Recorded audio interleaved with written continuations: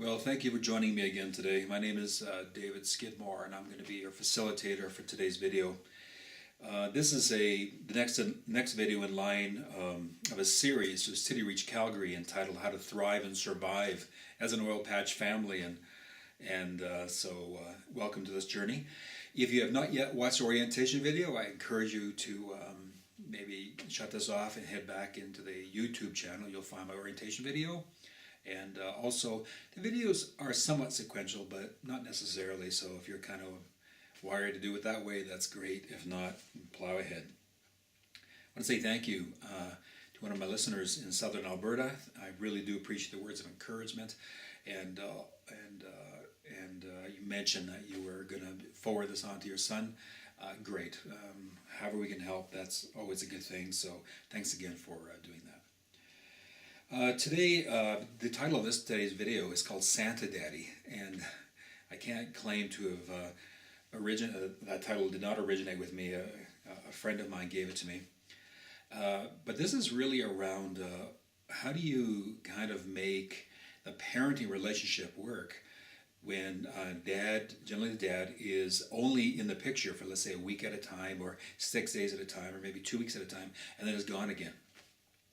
And right across the board consistently, one of the things that I've heard healthy families say is that you have to stay away from the Santa Daddy idea, which means that when dad comes home, he gets to be the life of the party and the bringer of gifts and all things good, and it's not a healthy kind of relationship.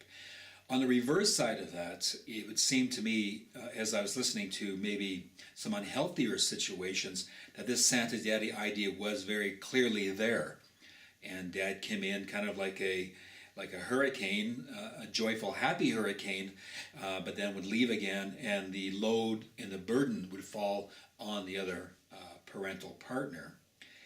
So as I was talking with couples on this, we talked about what are your strategies, and there were a couple that they did. One is that whether dad is home or not home, everything goes on the same. So, for example, if you run a schedule when dad is away in the oil patch working, that same schedule is held to and adhered to when dad comes home.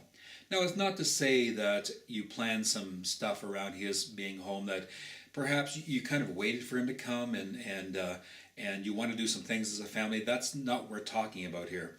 But we're talking about a consistent parental approach which carries on kind of 24/7 in the absence or in the presence of dad.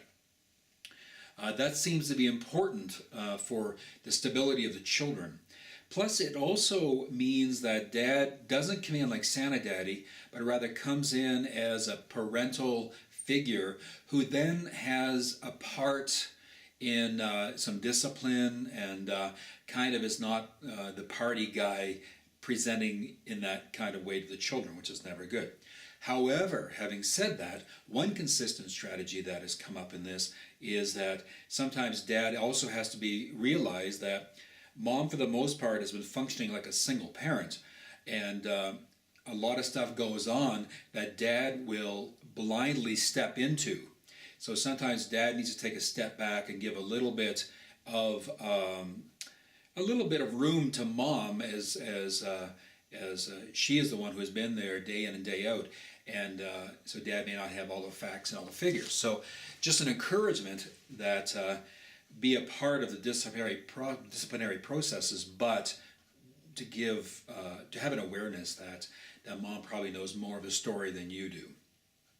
So a couple of just really clear strategies there. Don't be Santa Daddy. Sure, do some stuff.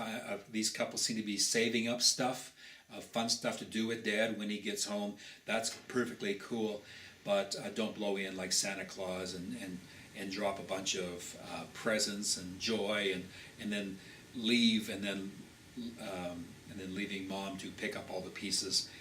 That just doesn't seem to be a healthy kind of construct.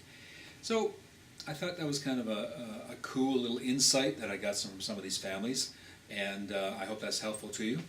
Again, a reminder to you, you can contact me through Facebook, you can contact me through YouTube forums, and you can email me at dcs@echurch.ca. If you want to know a bit more about me, my biography, you can go to the www.echurch.ca website, and you'll hear a bit more about me there if you need that. So final word, I would encourage you to always remember that given God and given time, anything is possible. And it may be that your life is a real mess. I don't know that. But I would encourage you to understand that with God, anything is possible, and not to give up hope. And so I encourage you to keep that in mind in the journey of your life. So thanks for joining me, and I'll see you next time as we pursue this a bit deeper in 5 minutes.